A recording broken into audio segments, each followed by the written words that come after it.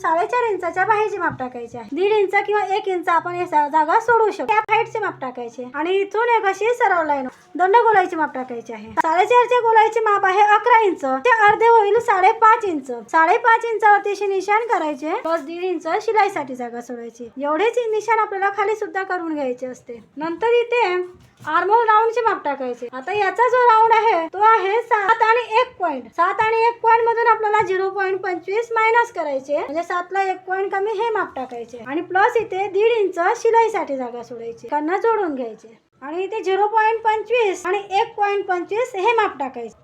नंतर ह्या स्केलने याला असा गोलाईचा आकार द्यायचा.